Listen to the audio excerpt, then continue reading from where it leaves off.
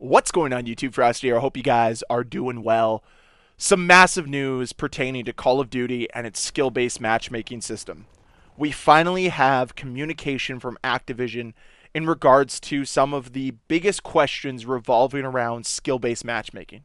So first and foremost, I think there is a lot of information here and you guys should do some research on your own.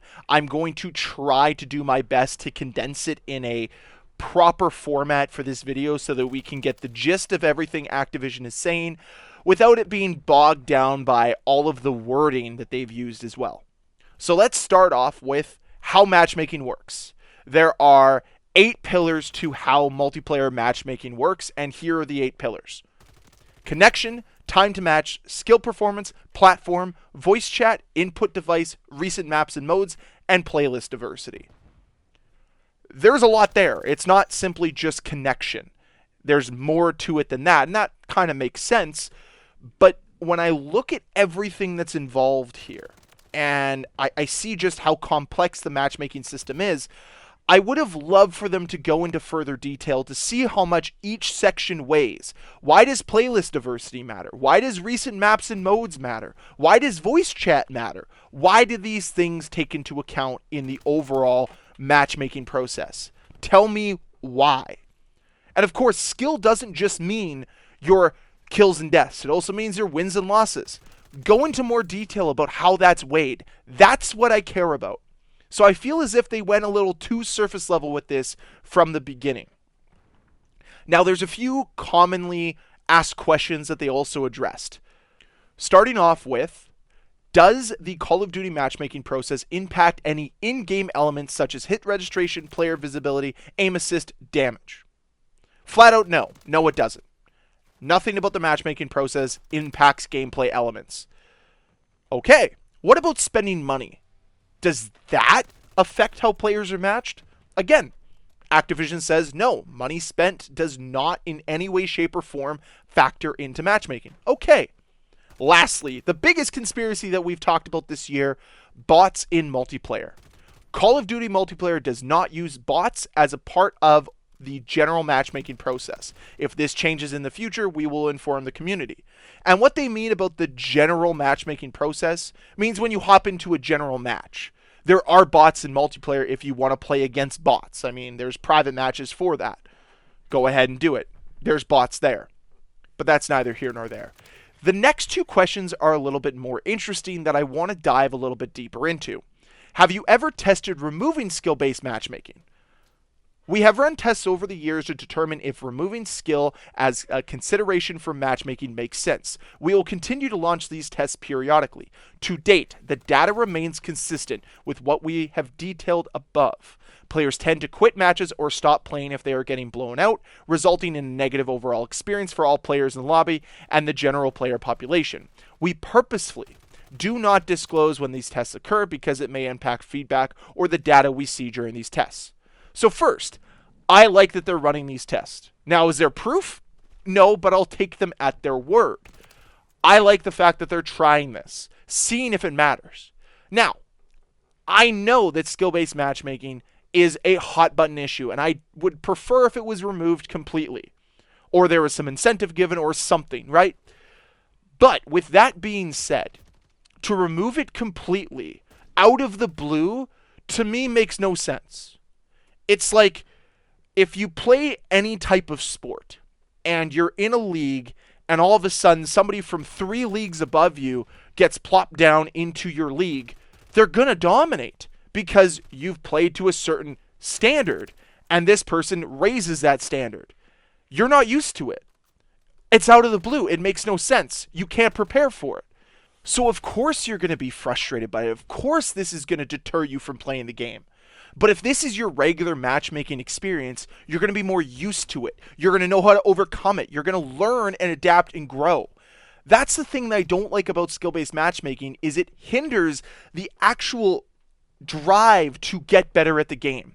Because you fit so neatly in this skill bracket that you learn elements of that skill bracket and you develop bad habits or good habits or whatever have you. But you're nowhere near incentivized to actually get better at the game. Because you're not constantly going 5 and 20 and 6 and 30. Like, I remember those days for me. The thing I wanted to do was get to even, and then get to 1.5, then get to 2.0. Those things used to matter because it showed progression in a game.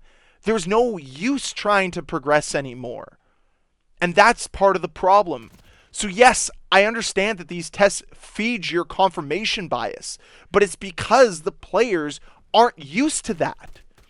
You're just setting them up to fail. Is there a way we could tie skill into matchmaking without it being so oppressive for so many players? 1000%. I'd rather see them explore that as an option. Don't make the parameters so strict. If you have to have it in the game, make it a little looser. Make it so there's some incentive. Make it so that it feels rewarding when you get better. Anyways, to continue, have you considered removing skill from matchmaking in specific general multiplayer modes? We have considered this in the past, and we will continue to examine if this idea makes sense as a part of an experimental playlist or in specific modes. We have nothing to announce on that front today. Remember the experimental playlist they had at the start of MW3? Where did that go? Did that just disappear out of thin air and they just forgot about it? I'm very confused about that. Kind of disappointed, really. And that's where my frustration kind of lies with them at the moment. But anyways, I digress. So, do content creators and partners get special consideration in general matchmaking? This has been a tinfoil hat conspiracy theory for many in the Call of Duty community. I don't know if I believe it or not, but they come out and flatly say, no, we do not change the matchmaking. Whoa, that's not how that word goes. No, we do not change the matchmaking process based on who owns the account. In specific cases, such as events for Call of Duty, like Call of Duty Next, we may be required to customize how lobbies are formed. However, these events usually take place in private matches and do not impact general matchmaking. I mean, they can say that. I don't know if there's proof to the contrary. But okay, I mean, I don't really care if a content creator gets special treatment or not in a general matchmaking process. It doesn't matter to me. What I want to see, though, is better matchmaking across the board for everybody. I don't care about special treatment. So this question doesn't really matter to me as much. Okay, whew. There's a lot to go through here. There's a couple more things I want to touch on, and then we'll briefly conclude this. Measuring time to match for matchmaking. Any form of matchmaking takes time. If the wait time in a lobby is excessively long, players typically recycle the process by canceling out a matchmaking search and restarting it, or even quitting. This does not quicken the matchmaking process and in fact can be detrimental. I mean, yeah. Have you not seen some of the wait times in MW3? Do you guys remember that video that was circulating back earlier this summer when they revitalized all the old Call of Duty games?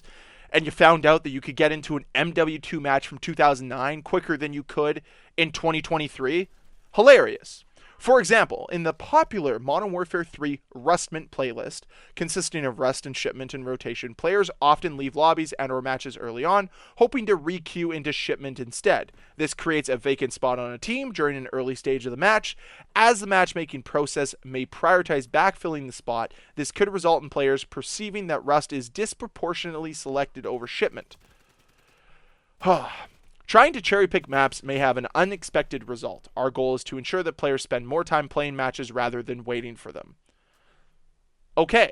This is just, not really saying a lot, if I'm going to be completely honest. Should you not just, give people the next best match? Just keep giving them the next best match? I mean, if you're playing Rustment or whatever that playlist is called, and you're upset that you're getting Rust over Shipment, just don't play the game mode. If half the maps in the game mode you don't like, don't play the game mode. But I guess that's just how it is with this Call of Duty community. Whatever. The last thing I want to touch on is the last bit from this statement that Activision released. Now, there's a lot more to this statement talking about player performance, but I want to focus on the last paragraph. It says, game data indicates that having some limitations on the disparity of skill across players in a match makes for a healthier ecosystem. We also understand that many high-skill players want more variety of experience, but often feel like they only get the sweatiest of lobbies. We have heard this feedback clearly and will continue to test and actively explore ways to mitigate this concern. So all this feedback that they've been hearing about sweaty lobbies for the last several years, They still don't know how to fix it. I mean, the solution seems pretty easy. Loosen the restriction, loosen the disparity, make sure it's not as strict as it's been. And heck, it feels as if it's been stricter in Call of Duty lately. So hopefully we see some changes. Hopefully something is adjusted so that it doesn't feel as detrimental as it does right now or as restrictive as it does right now. Because it's been an ongoing complaint. It's been an ongoing criticism for the last several years. So I'm very curious to see what they end up doing to fix it. What are they going to do to make it a better ecosystem for everybody, not just the protected group, which, yes, is the majority of players, but you need everybody happy. And I just don't think they really care that much. With all this being said, though, the thing I want to highlight the most here at the end of today's video is the fact that Activision just said a lot and didn't show anything, didn't show us numbers, didn't show us any type of data. They talked about the data. They kept saying our data. They never released any of it. And that's the problem that I have here. And that's what I want to hammer home, is that you can say these things, but to me, they hold a lot less weight because you did the whole tell, don't show. You can tell me a bunch of things. You can tell me pigs fly, but until you show me that they do, I'm not going to believe you. So yes, you can tell me that you've tested stuff. You can tell me that this is how you do matchmaking. But until you show me, give me some concrete evidence, it's hard to believe every single word that you spouted today. There's a lot here. But I'm not forgetting the fact that this is a slimy company. This is a sleazy team. A team that likes to dupe their consumers, likes to keep their customers in the dark, likes to bait and switch them. So don't hold me in contempt if I'm not the first one to believe them here. There's a lot of information here, but not a lot of data. I would like to see some data next time. But that's it for this video. That's all I really have to say on skill-based matchmaking. I mean, I've covered this topic numerous times. It was really nice to hear them talk about it for once, but I'd like to see some change. Doesn't need to be drastic, can be just on the fringes, but it needs to make for the overall system to be better. Will we see it? Only time will tell. I thank you all very much for watching. Let me know what you think about all this information we covered today down below in that comment section. And if you guys enjoyed this video, please hit that like button. If you want to see more videos from me, please hit that subscribe button. And I'll see you guys next time. Bye.